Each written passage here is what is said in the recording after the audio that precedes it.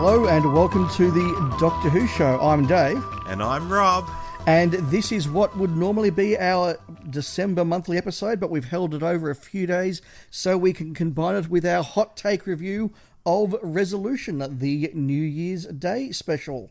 Rob, how are you? Dave, I'm ill, as anyone who follows me on my personal Facebook or whatever will know. I'm ill, so apologies for the voice, people. But I'm here, I'm ready to talk about Resolution, and Happy New Year, Dave. And Happy New Year to you as well. So yes, we will be talking about Resolution, but this is a full monthly episode. We've got some news, which we haven't done for a bit over a month now, so a few things to cover there, a couple of other topics, but yeah, our main topic for the day will be a hot take of Resolution, which I finished watching about 20 minutes ago. Yes, and I finished about an hour ago, so we're both, it's fresh in our minds, I believe. It is. We're sitting here on the 2nd of January in the morning.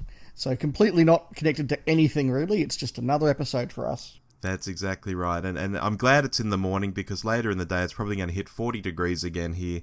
And I am going to melt. So I'm really pleased. I'm sitting in this tiny room with the door shut while it's still relatively cool. It's probably like 25 degrees at the moment.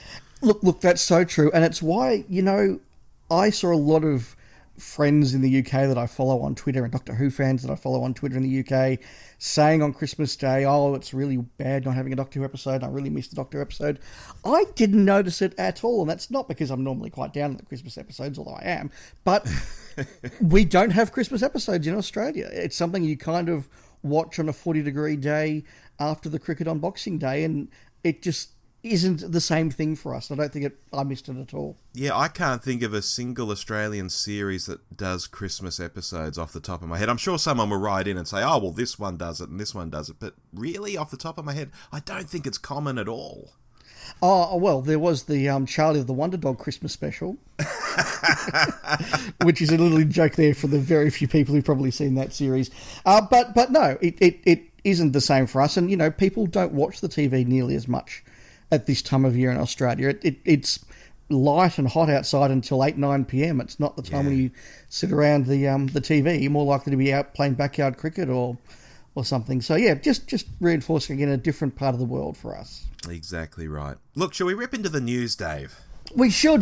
Now, the one thing that I'm going to say at the top of the news is that I've been looking back at all of the news and gossip and rumours about what was going to happen in season 11.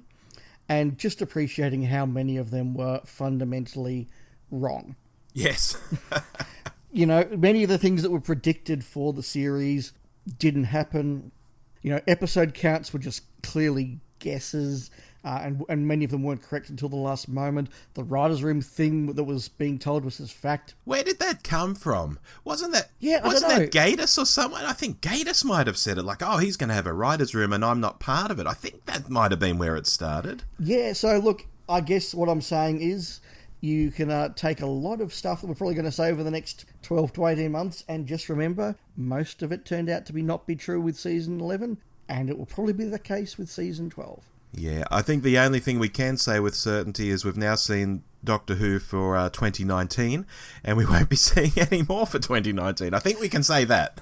No, well, that's exactly right. So I'm now looking here at a Radio Times article that came out overnight, and it says here very clearly, speaking at a BBC screening of the New Year's Day episode, BBC Director General Tony Hall clarified that the series would air, quote, very early in 2020. So it could be that the series is more likely to air in the first couple of months instead of spring, as some fans have supposed. However, the series is still a long way off in the schedules, so it's impossible to say for sure. So one thing we know for absolute certain about season 12 is that it is not going to be broadcast this year. Yeah, that's right. And I mean, people have thought spring, I guess they're thinking of Easter time maybe, because that's been a traditional Doctor Who time slot as well in past years. But I mean, Easter comes as early as March sometime, and I'd call that early in 2020. Yeah, absolutely. Look, my assumption based on what we've had there is that it's going to air at a similar sort of time to the RTD series. So that sort of second quarter of the year, whether it's a mid-March start or a mid-April start, that's... Let's face it, the BBC probably doesn't know that either. They will just have a sort of a 3-month block where it's likely to be shown. Now, we'll discuss this further, but just a couple more quotes from the article. The 13th Doctor, Jodie Whittaker, and her TARDIS team, Bradley Walsh, Tosin Cole, and Mandeep Gill, are all set to return, along with showrunner Chris Chibnall, behind the scenes. And just another quote, Rob, production has already begun on the new series of episodes, with the team expected to continue filming at Roworth Lock Studios in Cardiff and on location over the coming months. So I think there's something that we can take as fact. The new series has started production. Whether that's actually filming or pre-production, I'm not sure, but it's certainly close to filming, if not already. It's certainly got the same regulars that all, were in Resolution and got back into the TARDIS at the end of Resolution. We can now say without that being a spoiler, I think. And it's not going to be screened this year. What do you make of it all, Rob? Well, it's very interesting with the filming dates, because I think they went into pre-production late 2017, and by January I think they were out in South Africa.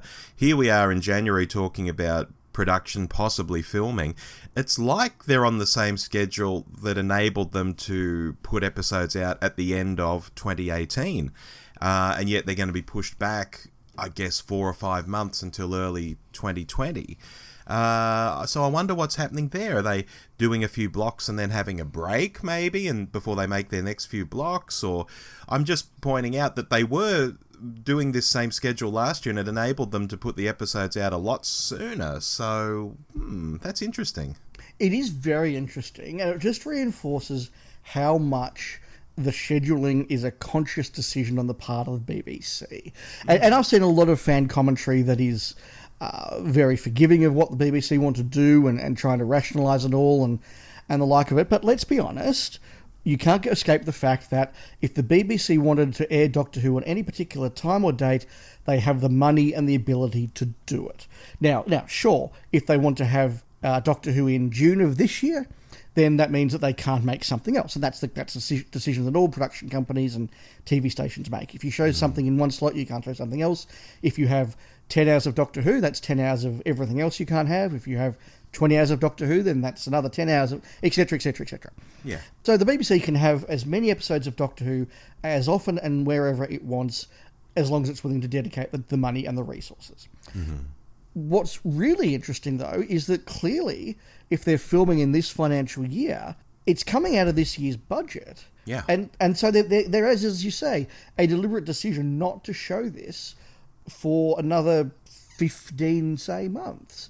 And that's a really extraordinary decision. I could understand saying, you know what, Doctor Who's expensive, it's not as big a priority as it used to be for us, and so therefore we're only making a series every 18 months, and maybe, we don't want it in this financial year's budget. That would be a decision that, would be a shame, but I would totally understand. The BBC prioritising other series, particularly new series. Very reasonable thing to do.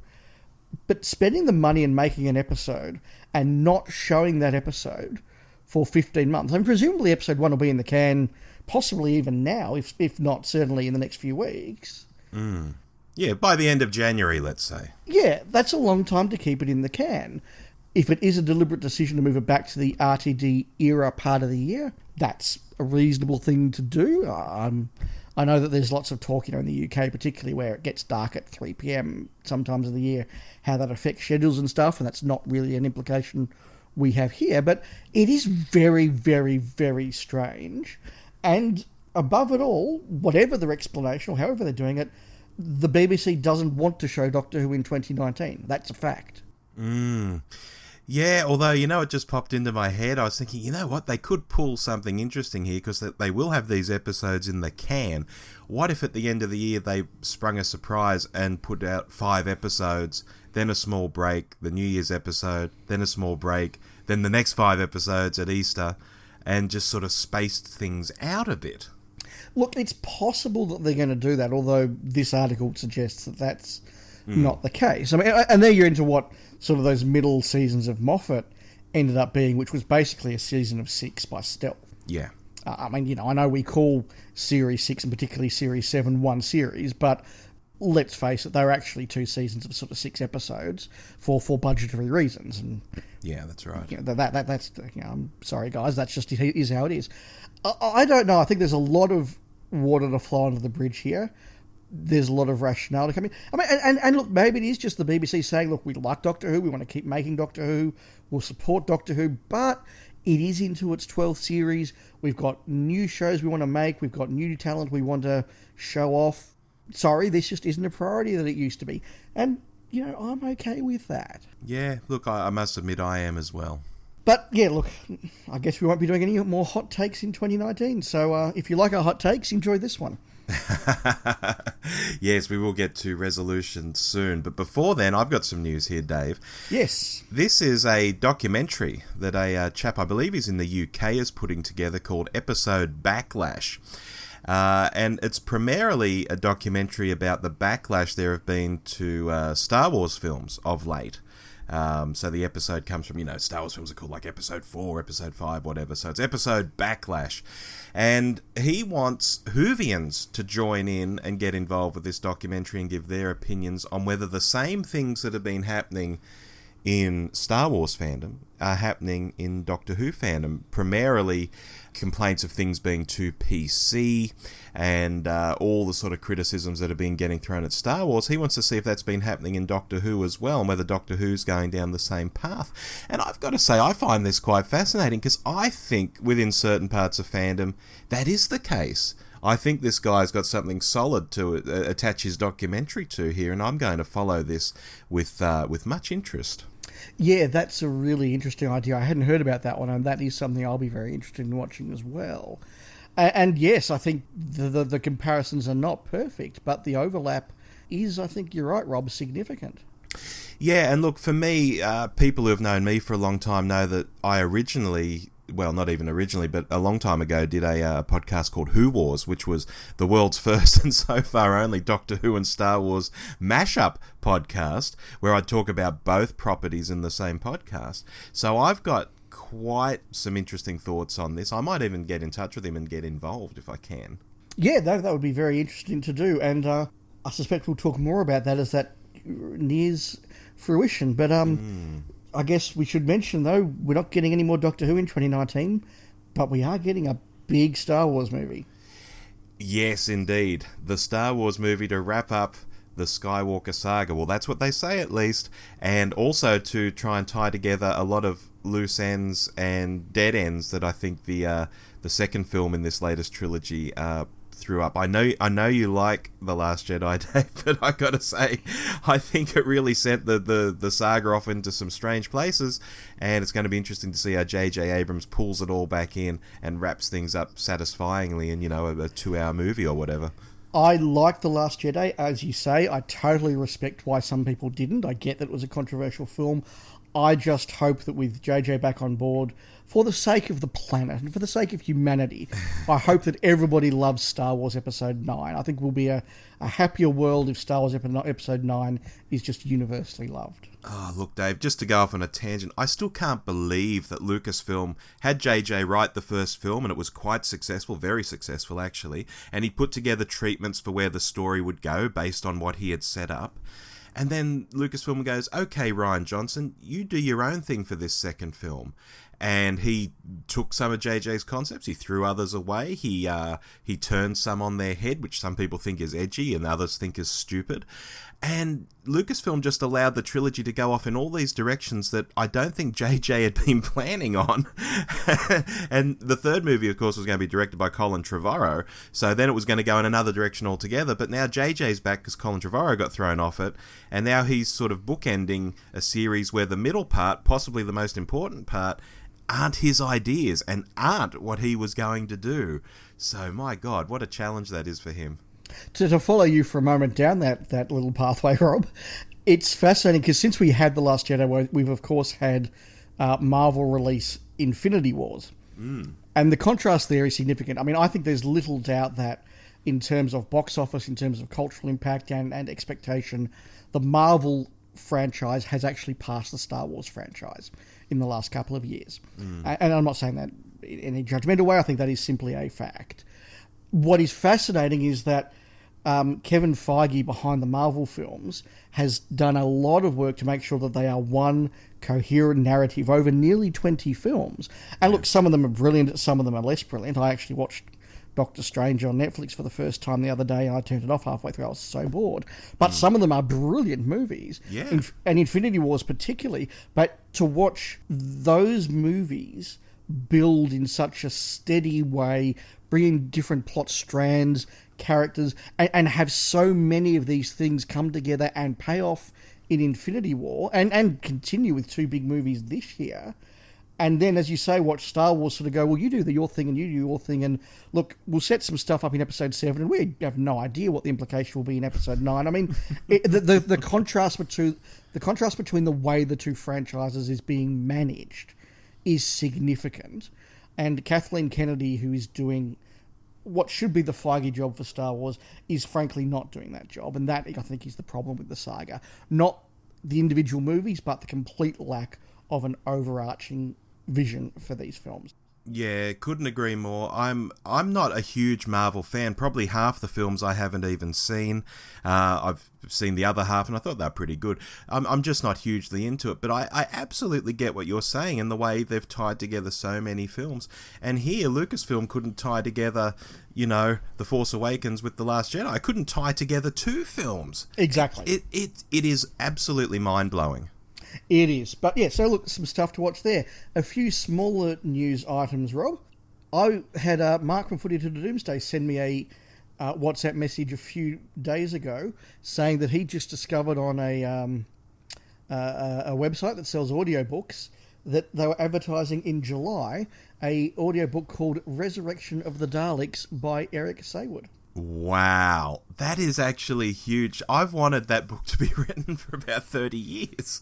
So, look, this actually opens up more questions than it answers. All we know at the moment, and several websites are now selling this or pre-ordering this, is that there will be an audiobook. It's called Resurrection of the Daleks, and it's said to be by Eric Saywood. What this actually is, we have no more information. But could we assume that this means that Saywood has written the actual book, and we're going to get a target novel, so to speak, of Resurrection that will be quickly turned into an audiobook? Oh, wouldn't that be wonderful? And is it too much to ask for Revelation as well? Well, I assume if he's got a contract for Resurrection, he's doing Revelation as well. I mean, the only reason they haven't been done in the last 30 years is that Saywood didn't want to novelise them and didn't want somebody else to novelise them. So if he's changed his view on one, presumably he's changed his view on the other. So, look, we don't know a lot at the moment. It could all be something completely different, but it is just possible we're going to get the last 2 Classics era Target novels this year.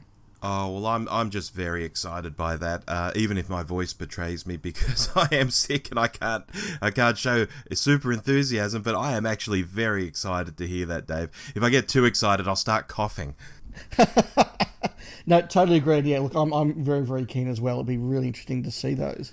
Yeah. Quick one from me. It's also book related. We've discussed in the past Doctor Who Meets Scratchman, which was back in the 70s. I think Tom Baker and Ian Marter kicked around this idea of a Doctor Who movie. It was going to be Doctor Who Meets Scratchman, essentially Doctor Who Meets the Devil. It never went anywhere, didn't get any funding and so on. But in more recent times, we had the news that, there was going to be a novel of this. And on a lot of websites, including still the Penguin UK website, it says it's by Tom Baker and James Goss. But I do notice in a lot of publicity and a lot of more recent listings for it on other websites, it's just being promoted as by Tom Baker. And I think, okay, fair, he had the story idea, but I've got a distinct feeling this is written by James Goss, based on Tom's story, and then Tom is going to narrate the audio. And I just feel it's a bit disingenuous to go out to the fans and say this is by Tom Baker. Because it's really not. It's by James Goss. It's a James Goss book. He's written many great Doctor Who novels. And I just wonder how he feels sort of being written out of the history of this book at this point in time. Yeah, that's really interesting, and one I think we'll have to see the progression of, because you're right. I think actually with the sort of fans who would buy this book, which, let's face it, is a fairly niche little book, James Goss actually would be almost as big a draw card in terms of his writing than Tom Baker would be in terms of his involvement. Yeah. Oh, look, I think there's no problem with having, Doctor Who Meets Scratchman, story by Tom Baker, written by James Goss or something on the cover. I've got no problem with that, but yeah, they seem to have been writing him out of it. And Does that mean he won't do any publicity for it, or I don't know what it's going to mean? Yeah, I hope that's not the case, and I think they'll be shooting themselves in the foot if it was, because Scratchman by Tom Baker, you go, oh, that sounds really interesting. The book actually written by James Goss, people like you and I, and as I say, the sort of people that I think are the target demographic to buy this, would go, oh, James Goss, he's a great writer, I've loved his other work. Now that's gone from being, I'll check that out, to I must get that. Yeah, I completely agree. Speaking of books, Class showrunner Patrick Ness is going to have a big year, because one of his books, The Knife of Never Letting Go, is actually going to be released as a big budget movie with a scheduled date of March the 1st this year. And shall I tell you the two stars, Rob? Oh, please. Tom Holland and Daisy Ridley. Wow! That is huge. Yeah, so having Tom Holland and Daisy Ridley, two very hot properties at the moment, in your movie is a big deal. It's got about a $90 to $100 million budget, which puts it in the, decent budget, good special effects, but not throwing so much money at it that it will almost certainly flop. So it's a nicely budgeted piece. The plot sounds very... Look, it's a YA dystopia thing. Whether it's a bit late to catch that, I don't know. But look, well done, Patrick Ness. I think he's now set up for retirement. Oh, fantastic. And of course, Patrick Ness and Class, some of our listeners out there may be thinking, oh, Class, blech, terrible. But guys, as I say to people online when they give that reaction, did you actually watch it till the end? Did you get to the metaphysical episode? Did you get to the... I can say this now. Did you get to the Weeping Angels invading Earth in the final episode? And it was all going to kick off? No, you didn't get to that. You probably should have kept watching. It wasn't that bad. Rant over. Yeah, no, look, we both enjoy Class. Not on the running schedule, Rob, but some news that came in overnight. Kaleidoscope, who do a lot of work restoring missing television, have put out a tweet, and we'll retweet this from the account after we finished recording, saying that they have come into possession of a lot of off-air audio recordings, including some of Doctor Who from the 1960s, and including episodes where we do not have good existing Graham Strong recordings. So, for example, there's some of the Highlanders that was missing from the Graham Strong archive. That is now going to be complete. The Daleks Master Plan, I'll talk about this in our mini-topic shortly, has got some very dodgy episodes in there. They've now recovered those. The Celestial Toymaker, which was missing from the Graham's collection, has been good. So we now have proper off-air recordings of those audios as well. So some big news for fans of 60s Doctor Who. The details are still very murky. As I say, I'm kind of reading this from a tweet that went around a few hours ago. But potentially we have some better quality audio copies of missing Doctor Who, which is always a good thing in my view. Oh, that is great. For people who aren't as into this topic, we do have audio of all the episodes, but some of it is very, very ropey. It's the Graham Strong archive first and Daylight second, so if these can be as good as Graham, or almost as good as Graham's recordings, wow, that's huge. Yes, so in some cases they are better, which is really interesting. So, going to be watching this space to see what they do with all of those. Fantastic. Shall we leave the news and get on to our mini topics? Yes, so look, one from each of us this month, Rob, and my mini topic is just to share with you all that over this break that's been a bit of a quieter period in my life after a fairly busy 2018, I've been watching a lot of William Hartnell era Doctor Who. And I've been enjoying it immensely. One thing that was very interesting was a couple of months ago, whilst I was driving around, I decided to put on the audio of Marco Polo, one of my favourite stories. I really enjoy it. And I loved it so much. As I was listening to it driving around, I thought, gee, this sounds so wonderful, but how would they have done the locations for this? And, because they move from city to city to town, and you've got the plateau, you've got the Gobi Desert, the bamboo forests. And I thought, how do they do it? And then it suddenly occurred to me, there's a reconstruction of this, isn't there? And so for the first time in about 20 years, I actually went and watched a recon, and in this case of Marco Polo. And look, I still prefer listening to the audios and watching a recon. I find them quite hard to watch. But yeah, as a chance to actually see the visuals and photos, and there's a lot of photos of Marco Polo, of this story and seeing how it was done, it just added a new dimension for me. And that was something that was really enjoyable. So Marco Polo, I've watched the Daleks, I've watched the Dalek Invasion of Earth. They were fantastic. Yeah. For the first time since it came out on DVD, I went back and rewatched Galaxy 4. Really? Yeah. And again, that episode that was one of the more recent, I mean, it's years ago now, but one of the more recent missing episode finds, Galaxy 4 Part 3. This is only the second time I've watched it, and that was great. I watched The Crusades because that's a great story, and I really enjoyed that. And I've been listening at the moment. I've got 2 episodes to go. I've been listening to the Dalek Master Plan, another favourite of mine. Partly because it has a Christmas episode and also a New Year's Day episode, don't forget. Mm-hmm. And don't anybody think that, just because it was broadcast on the 1st of January. No. Episode 8 of Dalek's Master Plan is a New Year's Day special that includes the TARDIS stopping in Trafalgar Square at midnight on New Year's Eve. Very good. It is actually a New Year's Day special. But yeah, really enjoying that. I mean, that is a great story, although it really struck me this time, the death of Katarina in Part 4. Yeah. Just how horrific that is. I mean, most fans have probably seen that clip of Katarina's death where they are shouting at her in the airlock, and she opens the airlock to, sacrifice herself to kill the person who's trying to steal the spaceship. The lead up to that really is really, really dark. She is screaming. She's terrified, absolutely terrified, and it really comes across, and it's incredibly powerful, and I think it's very much overlooked because it is a missing episode. But look, yeah, I've just spent the last month or so watching and listening to Hartnell and remembering why I absolutely love this era and some of these stories. They're just so good. Check out our Hartnell special, folks. Yes, indeed. Indeed. Well, Dave, I haven't been actually watching a lot of Doctor Who recently. Maybe it was because we did that 10-week slog through the new series and I just wanted something different.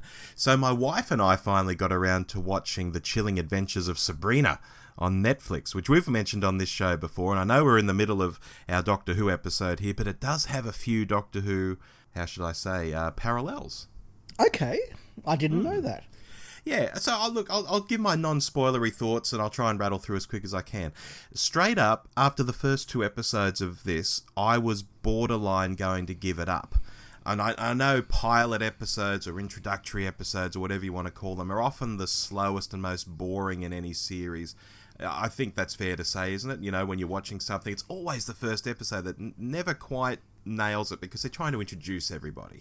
It's certainly very hard to judge a series based on that, yes. Yeah, precisely. And so I persisted after the first 2 episodes. I really wasn't impressed by them, but I persisted. And I thought by episode 3, this is actually good. It really lifted for me almost magically at episode 3, the episode where I thought this is probably my limit. It suddenly lifted, and I thought this is really good. And, it's definitely not a series for kids like the original Sabrina, which I know you loved was, because beneath this veneer, there's polyamorous witch orgies going on. There's people getting their throats cut. They say praise Satan all the time. It's really, well, it's actually quite funny. It's like in the Buffy the Vampire Slayer realm of funniness, but it's certainly not for kids. Right, okay. Yeah. And so now into the Doctor Who stuff. Of course, you've got Kiernan Shipka from Mad Men. She was Sally Draper. She's doing Sabrina. But her big adversary, not that she really knows she's an adversary, Miss Wardwell, is played by Michelle Gomez. Oh, okay. That's right. We did mention in a news item a few months ago she was going to have a role, didn't we? Yes. And you know what? She is unhinged and nasty, but she's in control of it. And I think, if any Doctor Who fans out there have been watching it, what did you think of that? Would you have liked Missy to have been played more like that? Where this is a really evil person, they're going to do horrible stuff, but they're in control of themselves. They're not all sort of skipping around the screen being Mary Poppins. It's a much better performance from Gomez. Interesting. Well, my sister's also been very positive about this series, and she's not a genre fan in the way that you or I are. She just likes, good television, and she's like the general public, I guess. And she and her husband have both been watching and enjoying this and saying, I've got to watch it. So, yeah, look, a couple of series I've got a few episodes to wrap up on, but I think next is going to have to be Sabrina. And another Doctor Who, well, it's not a Doctor Who reference, but maybe something I'd like to see happen. There's a character called Ambrose in this, played by Chance Perdomo.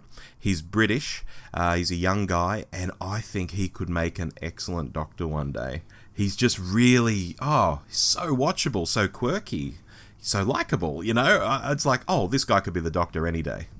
Interesting. Well, I'm definitely going to have to watch it. I will let you know when I have. Yeah, I think you'll quite like Ambrose. And finally, shout out for Miranda Otto, who of course is an Aussie. She's playing one of the aunties in the series, Auntie Zelda, and she is quite good as well. Great. Shall we move on now to our main topic then, Rob? I think we should, Dave. The time has come. All right, so we are talking about Doctor Who the Vampire... Sorry, Doctor Who the... What was I going to say? Resolution, that's right. Sorry, I thought we were watching Doctor Who the Dalek Slayer. Look, let's just dive in. Rob, what did you think of Resolution? Well, I'll start with my word of the week, Dave. And my word of the week is tribute. Interesting. My word of the week is resolution. Interesting. Very interesting, actually. All right, so to go into my opening thoughts, directed by Wayne Yip, written by Chris Chibnall, I'm not going to call this episode amazing, but I am going to say it sits among the top 3 of the Chibnall era so far. I think it's the best thing Chibnall's written, but again, it's still no classic. I'm okay with this episode, both as compared to Series 11 stuff and as a standalone special, which it is. I'm okay with it, and I think it's pretty good for Chibnall. I'm very similar to you, Rob. There is a lot to like in this episode. There are a lot of good ideas. There are a lot of very good ideas, in fact. And there are a lot of great moments. And overall, yeah, absolutely, it worked. Can I say right now that it is the best episode that Chibnall has written this series? Yes, that's a very easy call to make. Where does it sit compared to the other episodes in the series that we liked more than the Chibnall ones? It's certainly in the mix, and I think it's going to take a while for me to really settle down and say, exactly where does it fit in our fan nerd list of exact, rankings. But I can say it is in the mix, as you did, of those better episodes. Let me say at the top as well, I'm a little unsure how we're meant to judge this, because it's here in place of the Christmas special, and we know as fans that Christmas specials are episodes where you have to change your expectations a bit because it's television designed for a very particular audience, time, feel, tone, vibe. And you need to alter your expectations and perceptions of that. This isn't Doctor Who going out on a weekly night in the middle of the year. This is Doctor Who for Christmas. But Resolution's not. So are we meant to judge it just as another episode? Are we meant to judge it as a differently toned special? I'm not sure. And I don't think the episode was quite sure either. But my final point before I throw back to you, Rob, I made the joke at the start, but this to me felt incredibly Buffy. Interesting. And I think I can see why. Are you going to get to that later? Oh, well, we can do it now. We can do it later. What do you want to do? Is it because of the way the cast worked in a more ensemble way than normal? You had the Doctor, the companions, Ryan's dad, the 2 others. It was like a really big team taking on the big bad. It was partly because of that, absolutely. It was partly because of the way the world was sort of set up and the way the humour was injected. But also the plot itself was in part almost directly lifted from a big Buffy episode from Series 2, in this idea of an ancient big bad that had been defeated by a human coming together, its body divided up and sent across and then being reassembled to destroy the Earth. That's straight out of Buffy, the middle of season 2 of Buffy. Oh, God, you're so right now that I think about it. Now, whether it's coincidence or whether it's because Chibnall and a lot of the production team are people like us that, were hugely into Buffy at the time, I don't know whether it's a genuine tribute, whether it's a back of the mind sort of influence, I don't know, but it was very Buffy, I thought. Interesting. I thought this was very RTD, and if this wasn't the most RTD episode since RTD left, I think I'll eat my hat. Oh, okay. I'm not getting that vibe. Why do you say that? I think the character interactions, the Ryan's dad B plot, the way Ryan sat around with his dad for a while having those deep discussions, and then later Graham was having them with Ryan's dad as well. There was the action with the Dalek and all of that going on, but there was this B story that was very soap opera, kitchen sink drama, RTD to me. This just felt hugely RTD to me. This felt like some of RTD's season finales to me, if that's not overstating things too much. I see exactly where you're coming from. Didn't get that vibe, though, no. Interesting. I had it all the way through. Okay. I want to mention in passing the prelude, the opening narration, or whatever you want to call it, about the 8th century battle. Yes. I want to see that episode. Well, there's a lot to unpick there. How did they capture the Dalek? How did they get it out of its shell? And so on and so forth. Yeah, it seems to be an impossibility that, man wielding swords could stop a Dalek. No matter how many the numbers were. I think that would be a fascinating, incredible episode of Doctor Who to see. And who knows, maybe the Doctor, maybe a future Doctor, actually turned up and helped them at that stage. Yeah, I got the sense from... I might have got the wrong end of the stick from the trailer that went out originally, and maybe the blurb saying, an evil from across time. I thought maybe this Dalek, because we knew it was a Dalek from the start, and I'll get to that in a moment, I thought this Dalek had maybe been rampaging through time and fighting Vikings and fighting, Renaissance people and fighting Romans and doing all sorts of stuff through time before it was stopped. That could have been quite interesting too, but it didn't seem that way. No, I think it arrived to scout out Earth. It was confronted by humankind and defeated and etc. etc. And that's where we pick it up. Yeah, but look, just to go back to that Dalek thought before I forget to mention it, I don't know why they bothered with secrecy around Daleks or a Dalek being in this. The way it was built up in the trailer, this is the DNA of the most deadly thing in the universe. I mean, everyone knew it was a Dalek. Even fair weather casual fans knew it was a Dalek. And if Chibnall had been stupid enough for it to have been actually, I don't know, Krasko or something brought back to the series, no, he couldn't have been that stupid. It was always going to be a Dalek. I just thought the secrecy was weird. I mean, wasn't that much of a secret? I mean, they did have that last week or so of adverts that had the exterminate at the end. Oh, well, that's true. But I mean the original secrecy. Yeah, look, that's true. I mean, I get why they didn't want to show the Dalek because of the different look, and I'm sure we'll talk about that. Yes, we will. Yeah, so I get that. Look, I don't know. I started off in your camp, Rob, but I do think that it developed a little bit of intrigue, a little bit of Gabbo is coming about it all. And then when they did do the exterminate version, where everybody's gone, oh, it is a Dalek, and that was enough to maybe help get the casual audience in. I don't know. It was an interesting marketing choice, and I guess when we see the ratings, we'll have a better idea of if it worked. I mean, let's be honest here.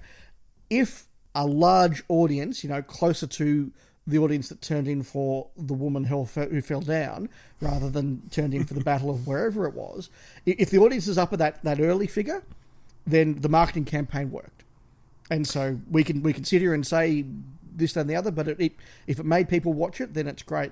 If we're sitting here and going the ratings were, as I say, close to where the series was at the end of its run, then yes, maybe they should have lent on the Daleks a lot more and a lot earlier.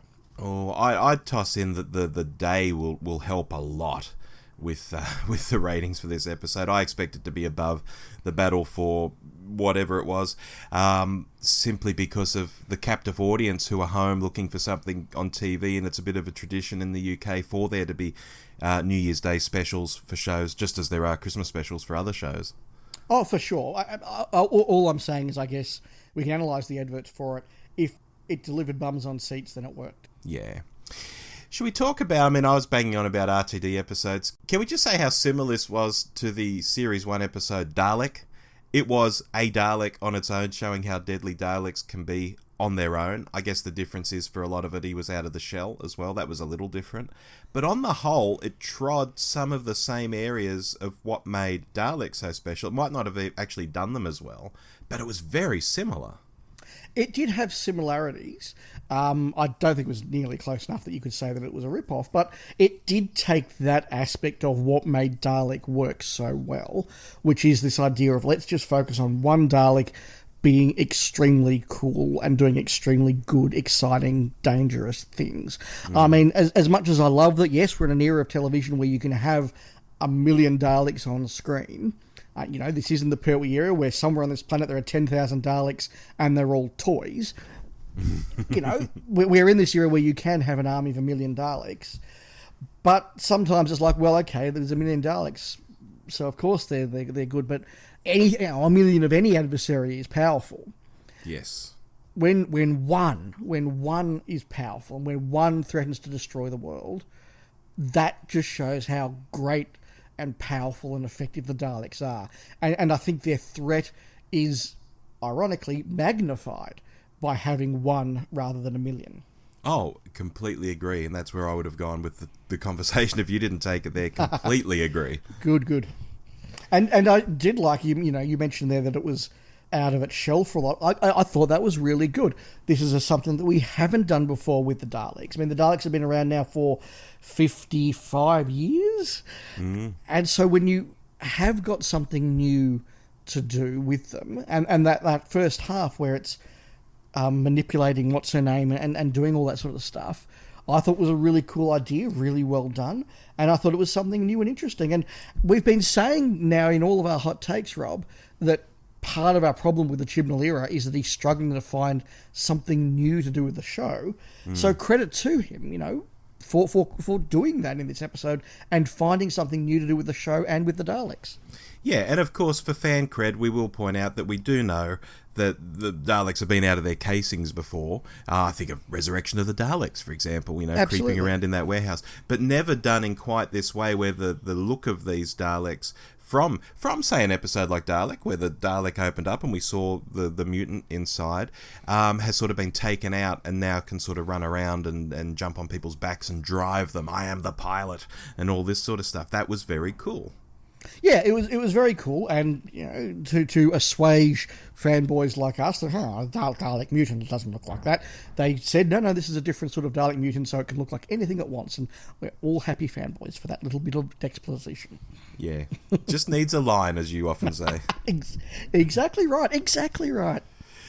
Let's talk about the look of the Dalek, though. Once it got into the shell, I think this Dalek trod a fine line, Dave, between, yes, you could build this in an hour in a shed if you're an advanced alien, and the idea of, oh my god, that looks like one of those really bad convention Daleks. Don't get me wrong, there are Daleks at conventions that are screen accurate. They're probably actually better built than the screen ones, because they're designed to be more durable and stuff.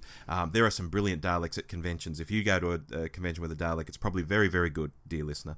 But there are some terrible ones, just as there are some great cosplayers and some bad cosplayers. There are some really, really ropey, dodgy Daleks, and the shape of this one and some of its attributes, I thought, oh god, if this was done just a little bit more crap, it would actually be jokey and it would look like a bad convention Dalek. But it's treading that line where it looks like, okay, yes, the Daleks put this together quickly, that's why it looks a bit crap, but it doesn't look completely crap that I'm laughing at it. No, it worked. You're right, it was a very fine line. It did work. Do you know what it reminded me of? No? The very first issues of the 21st Century Dalek comics from the 60s, where the very first Daleks in that are the war machines that have been built by the... Oh, no, they're not Carlids in the comic. There's something else, the Dals maybe. But yes, they're the very early war machines that the Daleks are sort of based off looked very like that. So I was getting very classic references there. I mean, we could sit here and I'm sure people who hated the episode will tear it apart and say, well, how could it get this part or that part and how could it work and why was it bulletproof, yada, yada, yada. But no, I ran with it. It's an alien making a part thing and had a few Dalek parts to work from. So yeah, it worked. It was interesting. I'm glad that it's just a one-off. I wouldn't want the Daleks to look like that forever. But yeah, it was a cool idea, and it was something different. Yeah, absolutely. I mean, the whole Dalek gun, I love the way Lynn was wielding it, like as a hand weapon. But at the same time, I thought, why was this found with the bit of the Dalek mutant? Why was this buried with it? They're splitting the mutant up because it's so dangerous. Why would you leave it with its weapons? What's going on there? I didn't realise until quite late in the episode that it was that Dalek's gun. I thought that this was going to be just a leftover piece from another Dalek invasion that, there's been many of them, and that this institute that's not Torchwood had collected it from something else, like say from Journey's End, for example. There would have been some destroyed Daleks in England at the end of that, and that the institute that's not Torchwood put them back and in the story. So I thought that's where the gun had come from, but no, it was the 8th century one, wasn't it? Well, I am presuming so. I did at the time. Now you're putting some doubt in my mind. I might have to watch it again, and I'm sure listeners will write in if I'm wrong. Yeah, well, I think the Doctor did say something like it's found its gun or something, and she seemed to be drawing them as being the same, but it did seem odd. I mean, yeah, why would you go and bury the Dalek mutant in 3 parts across the world, but leave the Dalek gun out and working, and why didn't somebody pick it up and use it to conquer Europe? I'm not quite sure. Maybe the courier or the messenger who got killed was carrying both and was going to bury the Dalek and then maybe send the gun on, although they were meant to stay with the Dalek once they buried it, so that probably doesn't make sense either. Yeah, not sure. Maybe that's just something we have to accept. Similarly, am I right in understanding that only a third of the mutant was in Sheffield, but when it was activated, it activated the other 2/3, and they swam to London? Or they swam to England? They magicked across the world. They teleported without any technology at all, Dave. Okay, cool. Just checking. Yeah, it was a bit weird. Yeah, that was a bit weird. I would have been happier, and again, this is a really technical detail, I would have been happy if it had been something like the Hand of Fear, in that, let's use the ultraviolet energy to regrow the other 2/3 or something. That would have made much more sense to me, even though it's still a highfalutin, far-fetched concept. It still would have made more sense. It's better than a third of a Dalek swimming across the Atlantic. Yeah, or magicking through a teleport where there's no technology to teleport it, yes. Yes. The name of the episode, Dave, Resolution. I kept thinking Resolution of the Daleks because we all knew it was a Dalek from the start, and that fitted with, resurrection, revelation, remembrance, resolution. It all sounded really good.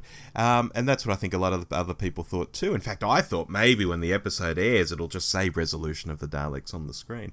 But when Jodie delivered the line that this was basically her New Year's resolution, I was like, oh yeah, because it's New Year's Day. Because, I'm not actually big on New Year's resolutions, so I wasn't thinking of the term in terms of it's a new year, it's a New Year's resolution. That actually caught me unawares, I've got to say. How embarrassing. That is a little embarrassing. I'm sorry, I've got to say that, Rob. That was the first thing I thought of when I saw that. I thought, oh, okay, in the same way that we've had A Christmas Carol and A Christmas Invasion and various other different Christmas puns, this was a New Year's Day reference / pun. I thought that was pretty obvious, sorry. Yeah, I know. I probably shouldn't have even admitted to it, but what the hell? No. It's amusing that you did. I love you for it. Oh, thank you very much. Shall we get on to the characters? Yeah, why not?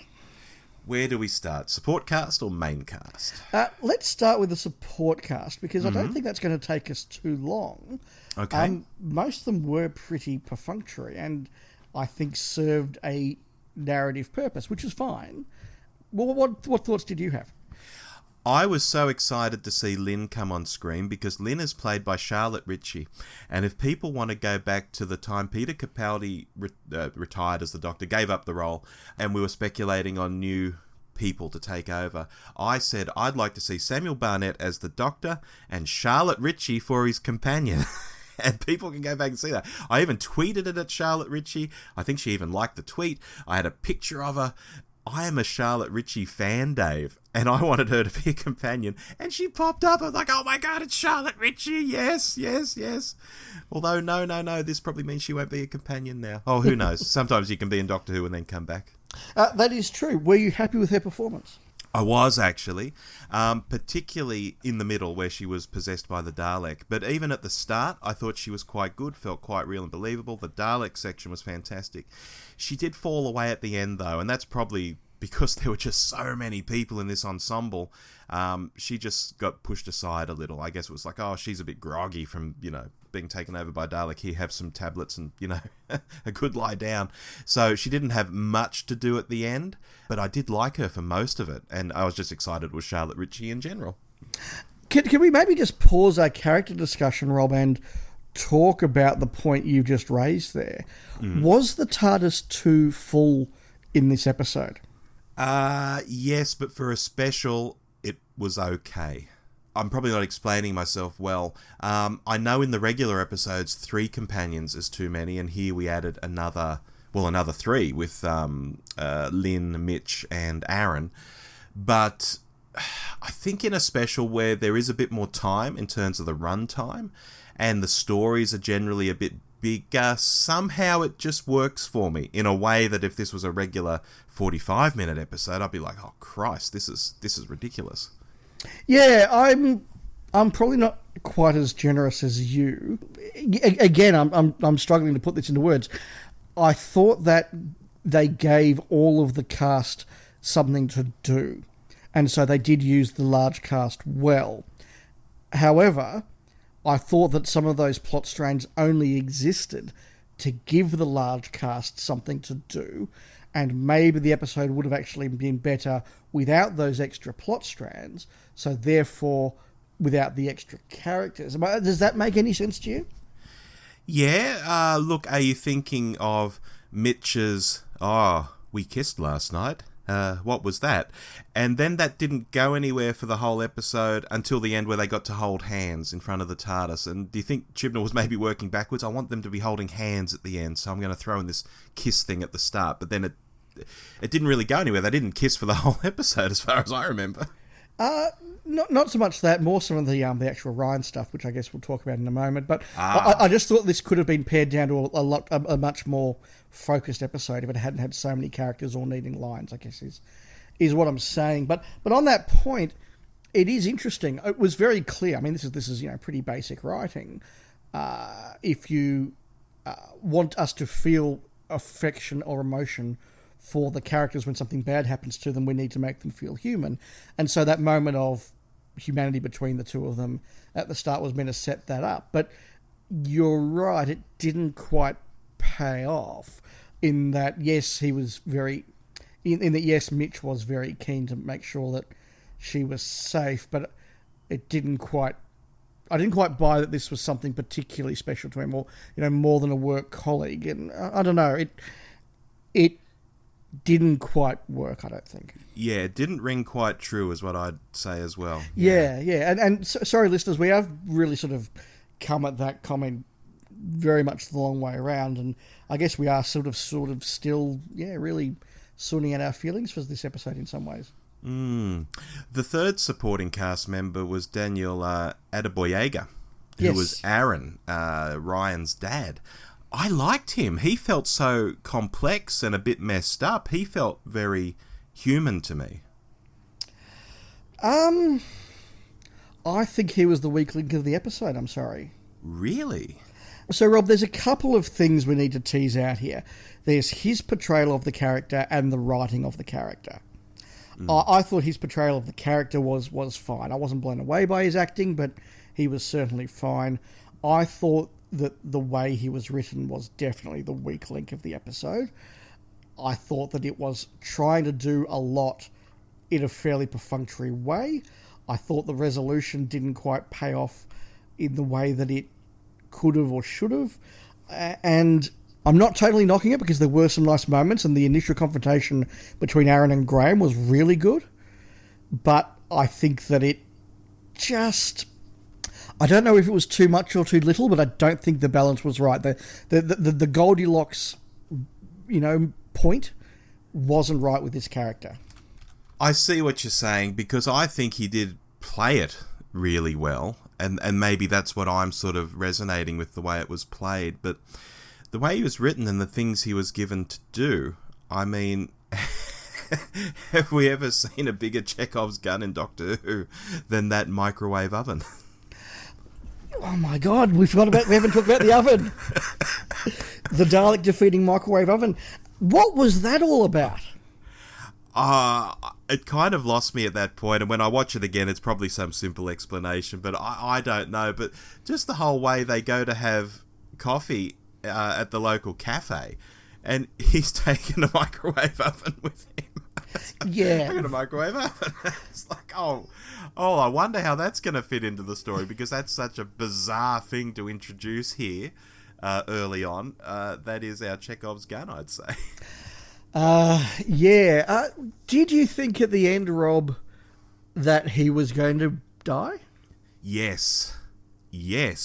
I almost thought Ryan was going to die. I almost thought Ryan was going to help him and they were both going to go out. I thought, wow, this is something. They've set this up so well. And if Ryan doesn't, at least he will. He'll sacrifice himself. He'll be like, Ryan, this bugger won't get off my back. Goodbye. And he'll fly off into the sun. Wouldn't that have been amazing? So I guess they want to bring him back.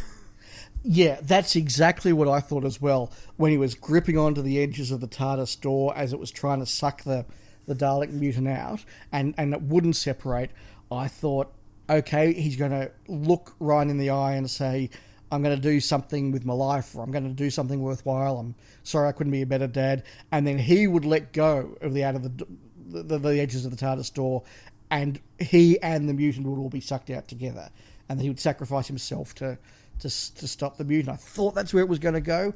Had it been an RTD script, I think that's where it would have gone. But I agree. But yes, maybe they wanted to get there. But look, I thought that it wasn't... If you're going to bring Ryan's dad back, I think you either need to give that a really... I think that either needs to be the focus of the script, and you make a really big deal of it and you show a full arc across the episode, or you don't do it. And I think sort of having it as the B plot detracting from the A plot, I was left very unsatisfied by that. I was really enjoying the A plot. I thought it was a good adventure. And whilst I like emotional stuff and taking time to do that, I'll be honest, there were times when, he was sitting down having coffee with Graham and I'm like, I don't care, get back to the Dalek. And that's really fair. It's really shallow of me. I'll say that. That is a very shallow thing to do. But as I'm getting involved in this great Dalek adventure, and it's like some dude I've never met before. I know I'm meant to care about him because he's Ryan's dad, but I haven't met this guy before. I'm sorry, he's not as interesting as the Dalek. Yeah, look, I think the only reason for keeping him on is, as I say, they want to do more with him, because there was no reason not to kill him off and have that great dad moment. And in an episode where so many people were killed, and we will get to the Chibnall death count, I think they've just got plans for him. I think this might become more kitchen sinky in Series 2, and, Graham and Ryan's dad might, although they sort of were okay with each other by the end of this, maybe they'll return to being a bit narky with each other or something. I don't know. Or maybe there will now be tension between the adopted father figure and the actual father figure. Yeah. He certainly didn't like it when he called him Gramps. No. Look, let's move on to the main TARDIS team. But before we do, I just need to give a little shout out because there's an adorable little moment here. Yeah. So an actor by the name of Connor Calland, who played the security guard. Now, I follow, as you know, a number of Doctor Who fans on Twitter, some of whom thought that he was a particularly pretty character, and I can't disagree with that, I have to say. And so they went to seek out who is this guy, and they were very disappointed he'd been killed off. And they found his Twitter profile, where there's a lovely tweet up from Connor that points out this is actually his first ever appearance on television as an actor, and just how excited he is that, what a great New Year's Day this is. So I just thought it was so wonderful because, you get all these actors that appear in the show, but, for somebody who's in for literally one scene and gets 2 lines, I just think it's so lovely that, this is his first ever television appearance, and he's so excited that this is his breaking moment, and for something that could be very easily dismissed, you just forget what a big deal it must be to these cast members. So, To Connor and to all Connor's fans, yeah, congratulations. Absolutely. And, I mean, gosh, we don't know the overnights for this, but let's say it was watched by 7, 8 or 9 million people. Wow, what a debut. What a debut. All right, shall we move on to the main TARDIS team? Please, yes, let's go. Okay. Let's start in probably least important again, Yaz, still the third wheel. She was given stuff to do, like escort Lynn and Mitch out of the sewers. You know, the Doctor assigned her to do that. That made sense. You know, she's the police constable. Let's get her doing this. You know, but again, just fades into the background when things kick off with Ryan and Graham, and now we had Ryan's dad, and the Doctor certainly stood up a bit more in this episode, and Yaz once again pushed into the background.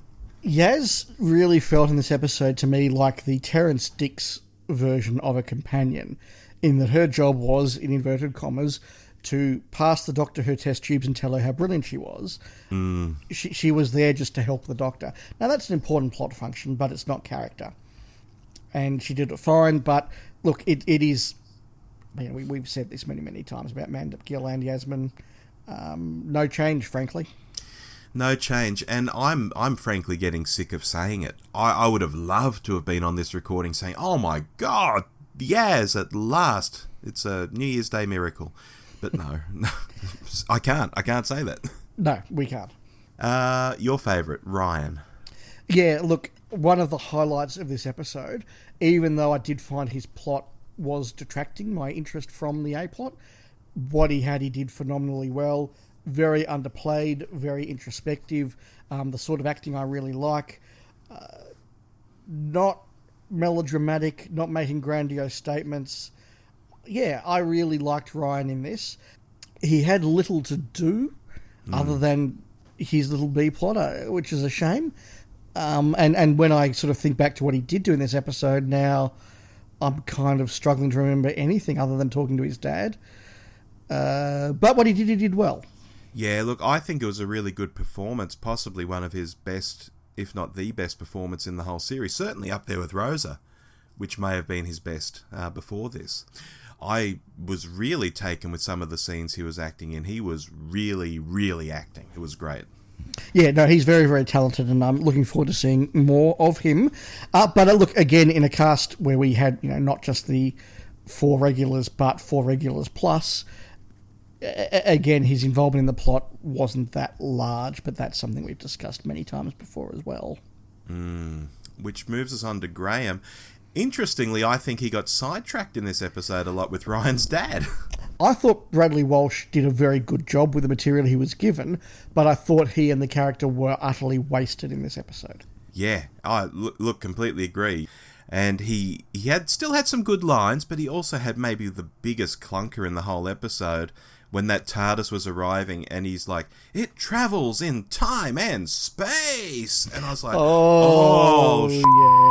yes. You know, just really bad. Yeah, that wasn't good. Look, he did do it well. I mean, if anybody's going to have an emotional confrontation with Ryan's father, you want it to be Bradley Walsh. He's had those moments across the series, and this was no different. He did them very well. But, again, take Bradley Walsh out of this plot, and would you notice?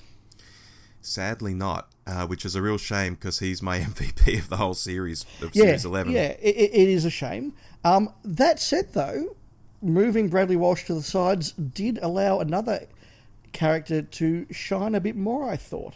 It did, and I think that means we're going to talk about the Doctor now. Yes. Well, I'll add that at last a proper adversary, and at last the Doctor stood up. Yes. Is this the best performance from Jodie in the role so far? I think it's got to be up there. I still don't think she's an overly interesting Doctor, which is not to say that she didn't do a good performance. I think she was giving it everything here, and with a proper adversary, I thought it was really great. I mean, that scene where she turned the TARDIS lights red almost to show her anger, and brought the Dalek onto visual comms and said, you know, say it to my face. You know, I thought, oh, this is really good. But I still don't think she's an overly interesting Doctor, which is really sad. Yes, so my take on the Doctor at the end of the season proper was that she was very ill-defined, I hadn't really come to grips with the character, and that the performance was variable. I will say now that the first half of that statement hasn't changed.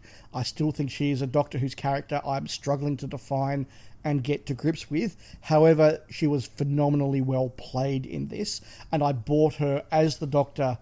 Not that I hadn't bought her as the Doctor before, but I bought her more as the Doctor in this one. I thought this actually was her best performance and her best story in terms of her role within it. And she benefited greatly from that. And it's what we've been saying all along, that given these chances, she would do well. And I'm pleased to say she did do well. Yeah, look, let me be clear for the listeners, particularly the Not My Doctor listeners.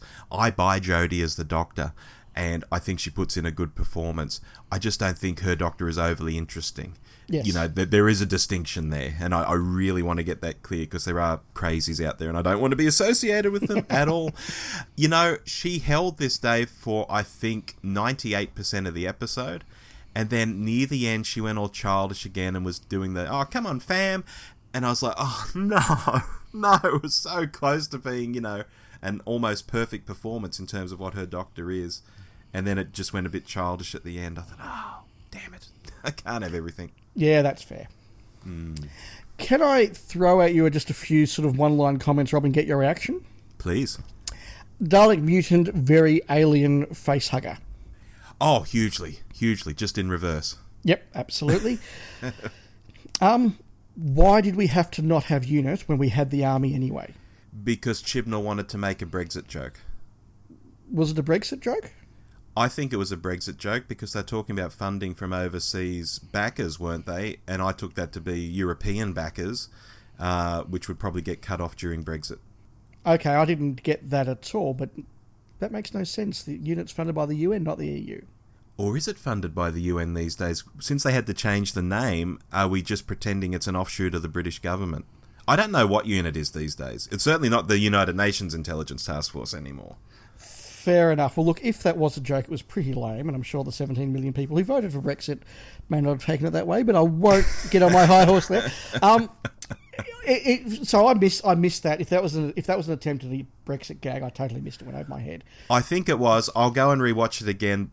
Listeners, if I'm wrong again, please write in. But what that means is that it just seemed very weird for me that they went through this whole scene of, no, we can't get UNIT, and about 5 minutes later, the army turned up, and I'm like, well, why didn't we just put UNIT berets on them and say they were UNIT? Yeah, it would have been, you know, just another ingredient for the pie. It would have been, oh, we got UNIT in this episode as well. Fantastic. But it seemed to be overruled by wanting to do a Brexit joke, as far as I can see. Yeah, look, and maybe some people found that a very humorous scene. Did you like the humorous, what are we going to do now with all the Wi-Fi out scene? I thought it was quite funny. Oh, yeah. Look, you saw the line coming a million miles away, but it still landed. Yeah, I liked it. Deliberate echo of the Dalek making its casing with the scenes of the Doctor making her sonic screwdriver in the first episode. I did think that at the time, yes. Yes. Well, the Doctor does make a good Dalek, as the Dalek once told him. Yeah. Look, Rob, neither of us are fans of the sonic screwdriver, but were you particularly annoyed with it here? Because I was. In what way? I always get annoyed when Jodie looks at it for a readout, and we know there's not a readout on it. I know I probably say this in every episode. That always pisses me off about the sonic screwdriver. Jodie, there is no readout on it. What are you looking at? Smithy, you did the same. What the hell? There was a lot of that, and the moment that really annoyed me was when she came out of the TARDIS, saw Lynn, and just scanned her with the sonic screwdriver. I just thought, why are you even doing that? That's not how you greet people, by trying to, unscrew them. I know the sonic screwdriver has fans, but I thought it was particularly awful in this one. Yeah, fair enough. Shall we move on to the Chibnall death count? Yes, now, it's going to be pretty high for this one. Dave, it's really hard to quantify because those soldier deaths were all over the place. Yes. But in addition to that, I would say there was the messenger at the start, or the courier, who was taking the body part across Yorkshire. Oh, yes. There were the two cops. I assume the Dalek killed them both. Yes. There was the farmer. Yes. There was the security guard, who you're sweet on. Yes, once again, an example of the trope that all gays must die before the end of the episode. There was the guy at Comms headquarters. There were presumably a lot of Comms headquarters people being killed off screen when he's sitting there going like, oh shit, he can hear, the gun and the screams and stuff. There was the Dalek itself, and there were tons of soldiers in that scene with the soldiers. So I don't actually have a firm death count on this episode, but I'll go out on a limb here, Dave, and say it's probably as many as in the entirety of Series 11 put together. If you're counting all the soldiers, if you count everybody who dies on screen, it must be about 20. If you count the people who die off screen as well, it's much, much larger. Even if you actually count only people who have an IMDb credit, it's still half a dozen or so. And what did we say in our wrap-up of Series 11? When Chibnall kills people, the drama ratchets up, and it's a better story. And it is so true. The death of those police people, up to the tension, up the drama, up the stakes. The one that I really liked was the guy at the GCHQ, where he had that moment of, I mean you no harm, I surrender, and the Dalek just exterminates him. Yeah. That to me is like, yes, this is what Daleks do. It's a 10-second moment, but again, it just shows what this Dalek's doing, and it ratchets up the tension. Really, really, really good. I think it justified everything we've said. And, let's be fair again. Having asked for this for 10 episodes, to finally have got it, we're very happy to say thank you, well done. It was great. Absolutely.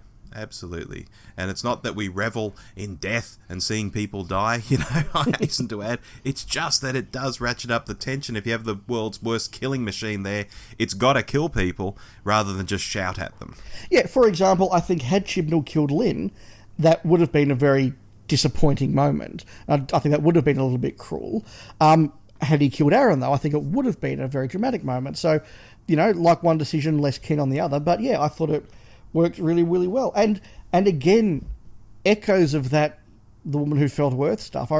We spoke even 10 episodes later about the impact of that grandfather who's the security guard, and you get a couple of moments of, hey, I've got a granddaughter and I love her and I'm a real person, and then he dies. Mm. And he did that with the security guard that, hey, I'm a young guy, I've got a boyfriend, and I'm really excited to have my first job, and he gets killed, and that makes it just a little bit more powerful than him being a complete red shirt. Yeah, agreed. Shall we go to the sports desk? Let's go.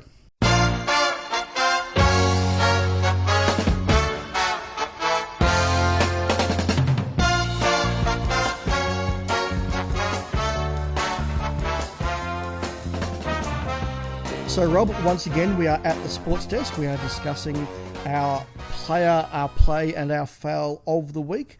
Do you want to lead us off with your play of the week?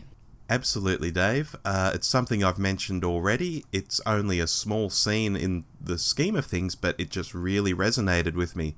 It's Jodie throwing that lever, switching the visual, the TARDIS lights going red, and her saying, say it to my face. I thought, yes, that's the Doctor taking on an adversary. I love it. That could very easily have been mine. I thought that was a great moment. Possibly Jodie's best moment so far. Oh, it'd be in the top 3. It would be. Mine, and I'm going to be really shallow here and give it to the Dalek taking out an entire squad of soldiers, because I love Daleks. I love Daleks being Dalek-y and just showing how powerful and formidable they are. And so to have a really cool confrontation with some soldiers where the Dalek takes them all out, I just thought, yes, this is what I want. Well, it takes you back to Remembrance, doesn't it, where they changed the Dalek effect of being shot by one, and the Dalek shot those 1960s squaddies in the junkyard, and it was like, oh my god, this is exciting. This was more of the same. Yeah, absolutely. And particularly as the casing of the Dalek looked a little bit rickety, to see it working so well and go, actually, no, this is a full-on Dalek, and the Doctor's going to have a real issue stopping this. I just thought, no, that was a really cool scene. Excellent. We always like to end on a high, so we should probably go to the foul. So my foul is a moment that we have actually mentioned already, Rob, and that is the moment where the microwave just pops out of nowhere. Literally, Graham and Aaron have left Graham's place to go get a cup of coffee. Somewhere along the way, he's decided that he's going to pull a microwave out of somewhere and try and sell it to the person he's buying coffee from. Like, what? Yep, Chekhov's microwave. I'm with you on this. It was just... It wasn't even... Like, why? Yeah. Even the most passionate of salespeople doesn't order a coffee and say, by the way, do you want to buy a microwave? I mean, at least maybe if, he'd ordered a bacon sandwich and been told, oh, the microwave is busted. That's good. I sell microwaves. I got one in the van. Like that would have been pretty awkward as well, but at least it would have been less awkward than just, hey, by the way, I'm selling this guy a microwave for no apparent reason out of nowhere. Yeah. Oh, look, to unravel this, I guess the Doctor could have cobbled something together on the TARDIS. Instead, they wanted Ryan's dad involved. They wanted to highlight he was an engineer and was competent in some way, so work backwards from there, and that's how they shoehorned it in. It's still really clunky, though. It's super clunky. It was never going to be anything other than clunky, but they could have reduced the clunky factor just somehow, or even, the microwave had been the thing that got damaged when the TARDIS arrived, and so Graham was like picking it up off the floor when the TARDIS came back. Like just something to make it a little bit less clunky, but no, that's my foul. Sorry, that was very weak scripting. I hear you, Dave. My foul could have easily been the Brexit gag about UNIT, but it really came down to what underpinned the whole episode. And there's two elements to this. I can't split them, so I'm just going to throw both elements out there. We've already spoken about this to some degree as well. First, it's the backstory. Putting aside how relatively primitive people got the Dalek out of its casing, what was the deal with the guy being ambushed on the road? Why didn't the thieves investigate the beautifully wrapped package that he had? Because when it comes to modern times, he's still in the same position. He's still holding the remains of the package. What about the next person to come along? Because again, he's on a road. Wouldn't someone come along later and have another look at the body, find the package? These thoughts actually ripped me right out of the story for the first 5 minutes because I kept thinking about it. It would have made more sense for that scene to have been in a forest, perhaps, where no one typically goes, and they kill him. And they still would have wanted to investigate that package. So they kill him in the forest, something distracts them, and they get distracted from looking at the package. And that's why he then lays in the forest, undisturbed, with the package. But instead, he's on a frigging road, and he lays undisturbed with the same package for the rest of time, until modern times. That was nuts. And sorry, I have to interrupt here. On a road that became the town hall of Sheffield. Now, I haven't Googled to check when Sheffield was founded, but I'm pretty sure it wasn't just an empty road in a paddock in the 8th century. No, it probably wasn't. That'd be actually interesting to look up. I'll do that while you're talking. Yeah, sure.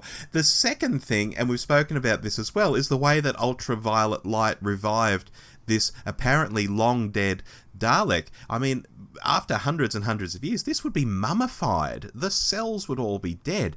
And yet ultraviolet light can just revive it like that in a few seconds? That's nuts. And then the way, I know you joked that it swam from the South Pacific, but it didn't. It teleported itself around the world from a little dusty hole or a sandy hole, on this South Pacific island. It just teleports. No technology, nothing. It just magicked itself across the world. And I thought, no, there's got to be a better way to do this. And what do you know? You've already thrown one up in this very episode when you said, hey, the ultraviolet light could have revived it and it just grew new appendages. It just grew again. That is more palatable to me than it magics across the world without any device to magic across the world. I will buy that ultraviolet light revived a 1,200-year-old Dalek corpse because, hey, it's Doctor Who, and if the Daleks can be powered by static electricity, and if the Dalek in Dalek can be, reborn and heal its metal casing based on a few dabs of time vortex off Rose's touch, I buy that. It's Doctor Who. You're right. It's the reunification of it that is just very extraordinary. And Sheffield was founded in the 8th century from a small village that was around at the time, so it was not an open road. And Sheffield Castle goes back to the Norman time, so there was a population around. Yeah. Oh, look, that makes sense. It's good to know. And again, he's out in the open on a road. How does he lay undisturbed? It just makes no sense. Yeah, I think you're absolutely right. He should have fallen backwards into a lake or something. Yes. Oh, yes, and became like peat man. Yes. You know, the peat man that they dug up out of the peat. Yes, yeah, that would have made a lot more sense. Yeah, I thought that as well. When I actually saw as they cut from him lying on a road to him in exactly the same position as Bones, I just thought, are you telling me nobody's even like ridden past and gone, there's a guy in the middle of our street, I'll just move him to the side, you know? Yes. And what's he carrying? Oh, I'm not going to bother looking at that either. Yeah, honestly, it took me out of it for 5 minutes. I just kept thinking about it and how stupid it was. So let's pull both of our fouls together and say, in an episode I think we both enjoyed, Yes. I particularly really enjoyed the A-plot. I enjoyed what they did with the Dalek, and I got a lot out of this. The points where we are saying we had problems were clunky plotting from Chibnall, and not clunky just in a, oh, that was a bit dodgy, but clunky enough to actually make us go, stop the episode, this is a bit dodgy. What do they think? Okay, right now I need to get back into the episode. Yeah, quite literally. Let's go then to our player of the week, Rob. Dave, and it's not just because I have a crush on her and wanted her to be a companion. It's Charlotte Ritchie. I felt Lynn was really real and credible for the first 3/4 of the story. Again, she sort of got lost at the end. I felt she carried the story in many parts. She was the Dalek for a lot of this story. Before it got its armour, she was the Dalek. She was the one driving that car like a maniac. She was the one slamming it against the wall in the workshop trying to get rid of it. She was the one blowing people away with the gun. I thought she was really good. When she spoke as the Dalek, emotionless and so on to the police officer, I thought, this is great. I'm buying this. She is really good. And she's my player of the week. Runner-up Jodie Whittaker, of course, but Charlotte Ritchie for me. I totally understand why you did that. She was a very good performance. My player of the week, I'm really pleased to say these words for the first time in 11 Hot Take reviews. My player of the week goes to Jodie Whittaker as the Doctor. Yay. I really did think she was very good in this in terms of performance. Still have the problems with her character or lack thereof. Not going to deny that, but I thought this was a much stronger performance from her. It was much more measured. She had some great scenes, some great dialogue. The confrontation with the Dalek on several occasions, you know, when she first sees the case, when she talks to it over the hologram. Good Jodie moment. So I thought, yeah, really pleased that Jodie did well in this. Yeah, I was delighted with Jodie too. Definitely my runner-up. Shall we explain our words of the week? Yeah, Rob, so go ahead. Yours was... Tribute. Okay, I suspect I know where you're going, but tell us. Well, you may do, you may not. I have mentioned it, though, earlier in a certain way. I think this felt like a tribute, or possibly a homage, to the Russell T Davies era. Yep, fair enough. I get what you're saying there. It was just a fun adventure, and that's good. Dave, you came up with... Resolution, which, look, is a pun on the title of the episode, obviously. But I think it works really well because...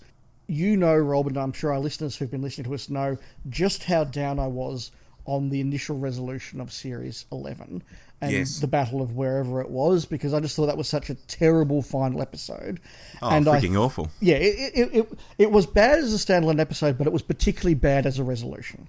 Yeah. So I'm very pleased that now we can actually call this episode the resolution of the season, and I think that the season feels much better for me to have this proper resolution at the end. I said at the time that we did our hot take review, and indeed even our summary, that maybe this would be the real season finale, and that's why Battle of Somewhere felt so unlike a finale. I think they should have advertised that as the fact. I think they really should have sold, no, this is not the finale. This is just episode 10. The finale's in 3 weeks' time. Hold your hats. Yeah. That would have been very, very much better for me. So I'm very pleased that there was a very positive finish to the series. That actually did do those closing things. You know, they all went off together, having resolved a number of plot threads, having resolved a number of character arcs, had a good adventure. They go off in the TARDIS and say, right, we'll be back in a year or so. So as a resolution, this actually worked really well.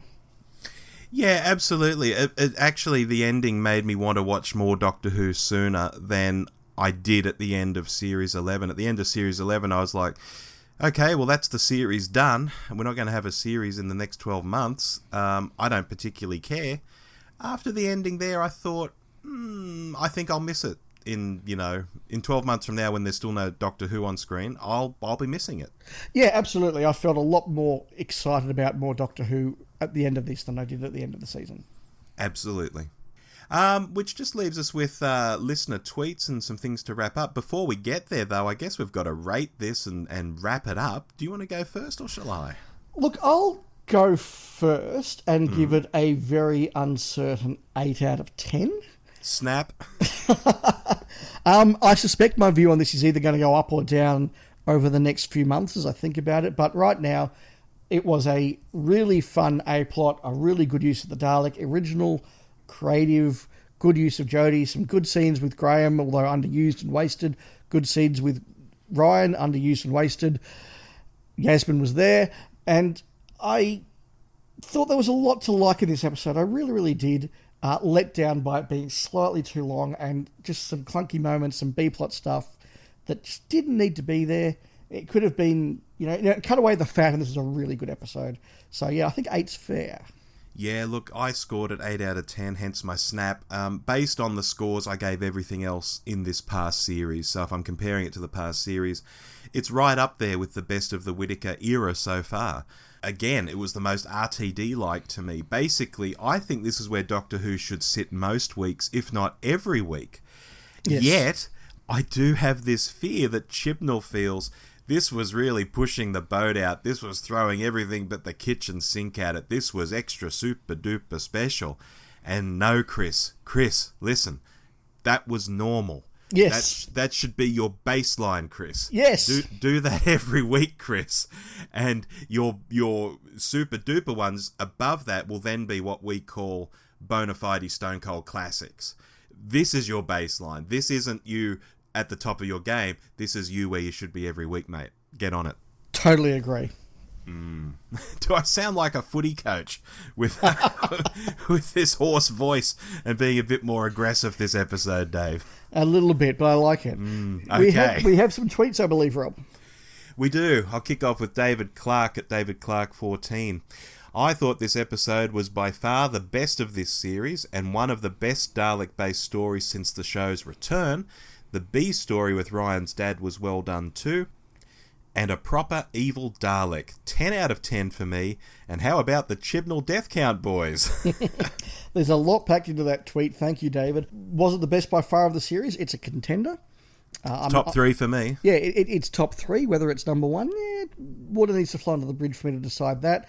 One of the best Dalek-based stories since the show returns. Look, it's not up there as good as Dalek or as good as Parting of the Ways / Bad Wolf or as good as Stolen Earth Journey End, which to me are the 3 classic Dalek stories. It's outside of them.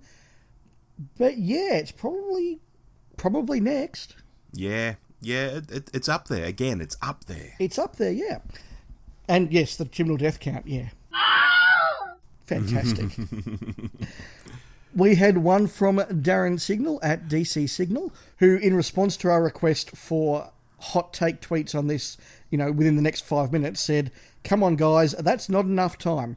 So let's have a guess. 6 out of 10, including +1 for Daleks and -1 for the writer. How did I do?" Well, you're a little off, Darren. I liked it a bit more than that. We both did, but we both said the Dalek was the biggest positive, and we both said some of the clunky writing was the weakest negative. So he probably got the harder part right there if the score was slightly off. Yeah, absolutely. Simon Pittman at Library Player says, great episode, had more of a series finale feel to it. Like the Dalek design, hope we see elements of it again. Yeah, good thoughts there, Simon. Yeah, as I said, it definitely feels more like a finale.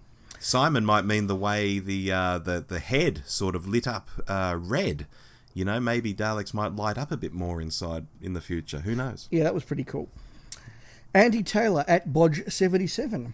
I did actually quite enjoy it, although I didn't think there was a lot of plot and I wasn't interested in Ryan's dad. But in another season, this would have been an average episode. Against a lot of poor stories, this seemed good. The Escape Mutant did remind me of Resurrection. Yeah, I got those vibes as well. And that's exactly what you were just saying there, Rob. This should be an average episode, but it actually is a top episode because of an average season. Yeah. David at David's Ideas. How many years did it take him to get to that Pacific island? I guess he means the courier taking the body part out to the Pacific island. In that era, gosh, I don't know. How long would it have taken? Months, I guess. Yeah. A year, maybe. Yeah, very, very much so. Yeah. That's my guess, a year. Bernard at Bernard JKD, once again writing into us. Thank you for being a regular, Bernard. Well, the New Year special didn't save Series 11, did it? Was as dull and unwatchable as any of the other eps this season. New episodes, same old complaints. Jodie about as convincing as any cosplayer on a fan VHS. Wow. I take the point Bernard's making. Look, we were more positive towards it than that, but Bernard wasn't, and I've seen a few other tweets of that vibe as well.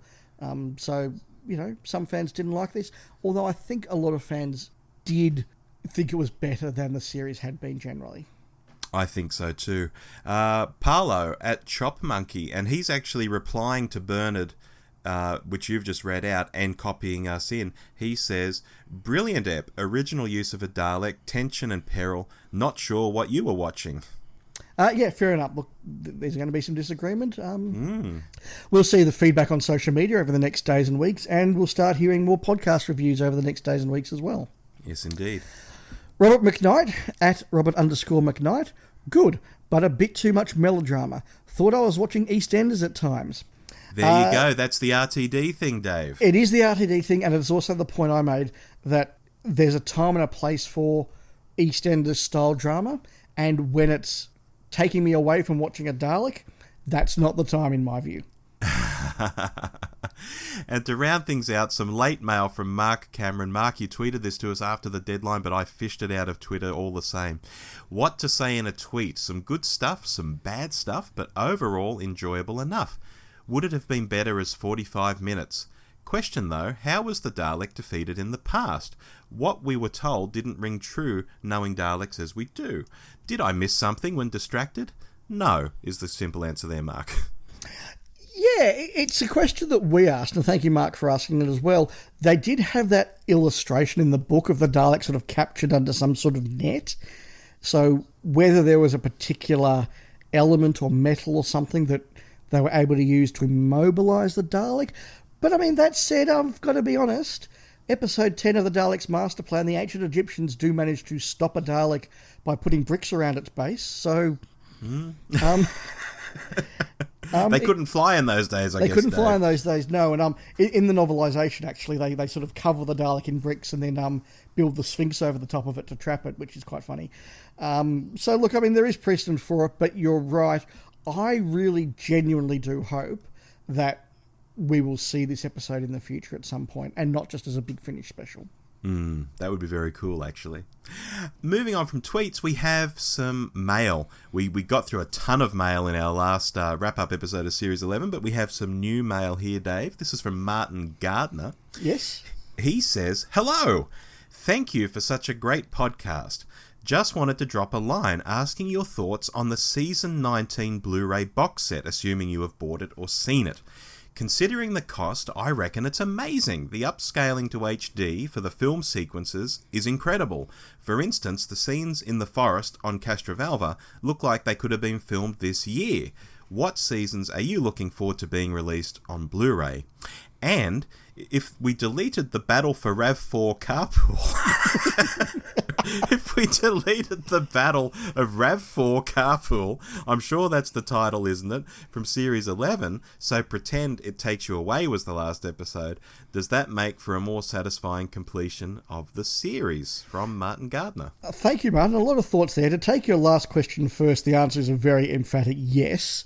Whilst I had some issues with It Takes You Away, it was a very clever, well-done episode, and the conclusion was very wonderful. And yes, now I think about it, the idea of the Doctor confronting that pocket universe, doing all that emotional stuff, and then having that lovely scene at the end saying goodbye, that would have been a far better conclusion than the battle of my cat walked over the keyboard. So it's a yes from me on that question, Rob.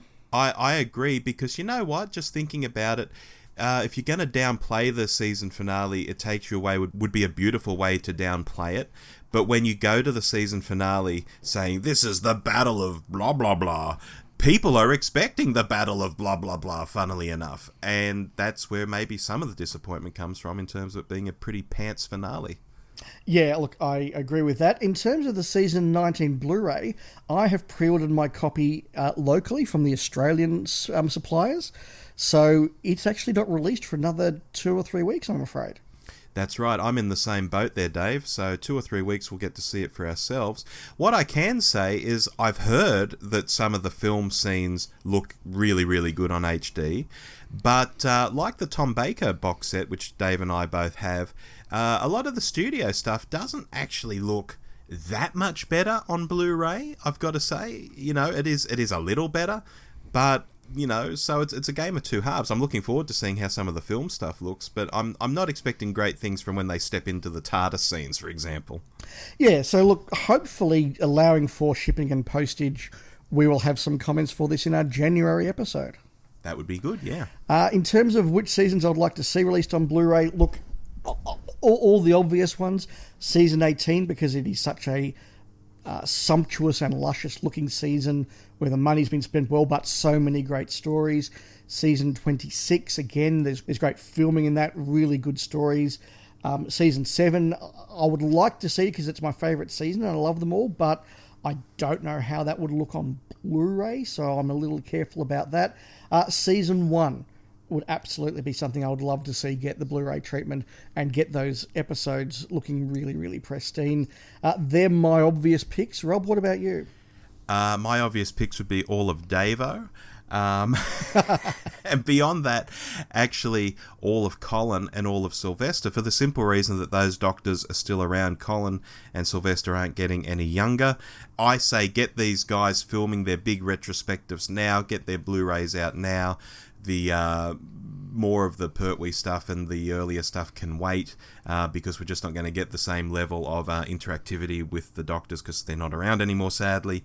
I say go hell for leather on 5, 6 and 7. Yeah, look, that actually is a very rational argument to make. And Season 21 particularly I'd like to see, and it'll be interesting to see, do they put Twin Dilemma in Season 21 or put it in a Colin Baker set? It's interesting. I think the pedants and the fans out there would like to see it in Davo's set. Well, I would like to see it in Colin's set. Interesting. So, Rob, that's our wrap-up for officially our December episode, coming out on January 2. But that's yes. Okay for obvious reasons. Now, for the rest of the year, we'll be back into our regular monthly episodes, last Sunday of every month, and we'll have a number of topics there. Now, we have no hot takes to do this year, Rob. So that means that whilst we won't be doing those, it gives us a bit more time to do some other special projects and little odd episodes to put out onto the feed. So it will be a slightly different year from us in 2019 than it was in 2018. It was a new age, Dave. It was the end of everything. I could do a great Londo with this cold, I tell you what. Speaking of, I would love to do another alternate galaxies, not on Babylon 5, of course, but on something else. That'd be a lot of fun. Yeah, absolutely. So I think with less hot takes, we'll have the just the personal time and capacity to do stuff like some more alternate galaxies and some more specials and standalones. So yeah, we look forward to doing that over 2019. Indeed. Something else I've promised myself I'm going to do over the start of 2019, Rob, is I want to do a little bit of a mini retrospective or mini revisit of the Matt Smith era. Oh, okay. Now, as you and I'm sure our regular listeners know, it's not a favourite era of mine and he's not a favourite Doctor of mine. But within the era, there are sort of 5, 6, 7 episodes that people keep saying, no, you need to watch that one again. Or, look, I know you were down in the series when you saw it, but watch it again. That one was really good. Or try that one again. And I've got a list of sort of 5, 6, 7 episodes that I think, you know what, they do deserve another chance from me, sort of separated from my watching of the Smith era when I was down on Doctor Who or when I did stop watching Doctor Who. So at some point in the next few months, I'm going to do a bit of a mini Smith revisit. And listeners, if there's an episode that you think is a good standalone episode of the Smith era I need to give another go, tweet the Doctor Who show and I'll add it to my list. Oh, well, I'll get in first, Dave, and say Amy's Choice, Vincent and the Doctor's Wife, The Girl Who Waited. Ooh, they're probably my top 4. Yeah, God Complex is one. Oh, God, that's one of them too. Yep, Christmas Carol is one. Yes, if you're including specials, absolutely. Yeah, so there alone is sort of half a dozen episodes that I will go back and have another crack at. And a couple of the finales as well, just because I just genuinely don't remember them. That's right. Now, look, folks, if you enjoy listening to us, and gosh, you must be an odd person if you do, we are also on other podcasts around this time of year, Dave. We were recently on the New to Who Christmas episode. Yes, so us and a number of our friends in fandom all featured on that episode talking about our all-time favourite stories. Yeah, that was really cool. Over the course of the year, the New to Who guys, when they were doing their standalone episodes with us, would also get us to record, what's your favourite episode? And we'd give a little, brief take on that. And they've stitched it all together with a Christmas theme. And it's a really enjoyable episode to listen to, because I didn't know what you said. I think you might have heard me record mine, though. I did, yes. Yeah, but I didn't know what you said, so that was really great. And there's a lot of really good comments on that. Outside of that, Dave, you're also on the 42 to Doomsday Christmas edition this year. Yes, so 42 to Doomsday have been on hiatus for the last 18 months, but they did come back and do a Christmas special, as they always did. Myself, friend of the podcast, Richard, and of course 42 to Doomsday hosts Mark and Rob were both part of that. So that was, again, four of us in a room just talking about various topics for Christmas, having fun, having a laugh, some serious topics, some lighthearted topics. Yes, parts of it don't pull punches, and gosh, doesn't Mark seem disappointed with Doctor Who at present? He does. There's a real mixture of views about the new series, but yeah, we cover stuff like problematic Doctor Who, and we also do our Fan Wake of the Year segment, so lots of fun doing that. Whilst we had them all in one room, we did actually record a couple of commentaries for episodes of The Goodies, based on the new Goodies DVD box set, the first of which, covering South Africa, is now out for the Goodies Pirate podcast. Find us on iTunes, and there'll be at least another 3 coming out over the next couple of months. And of course, Spacefall, Blake 7 podcast, will be continuing in 2019. We'll be dropping the episode Shadow around about the time this episode will drop, and continuing with season 2 of Blake 7. As for me, I'm going to take a half a week off before I go back to work, and I'm not releasing any more podcasts until then. Enjoy your half a week. Thank you very much. All right, then. On that note, I've been Rob. And I've been Dave. We'll see you on the 27th of January for our first episode of the new season of the Doctor Who show. We'll talk to you then. Bye. Bye. You've been listening to The Doctor Who Show, the podcast where too much Doctor Who is barely enough. Subscribe to us on iTunes or listen through the website at www.thedwshow.net. Write to us at hello@thedwshow.net or send us a quickie on Twitter @thedwshow. Facebook.com/The DW Show is also a good place to find us if you're so inclined. Our version of the Doctor Who theme arranged by George Locke. Look him up on YouTube, folks. This podcast is intended for entertainment and informational purposes only. Doctor Who, all names and sounds, and any other related items are trademarks and or copyrights of the BBC. All other trademarks and trade names are properties of their respective owners. The official Doctor Who website can be found at www.bbc.co.uk/Doctor Who.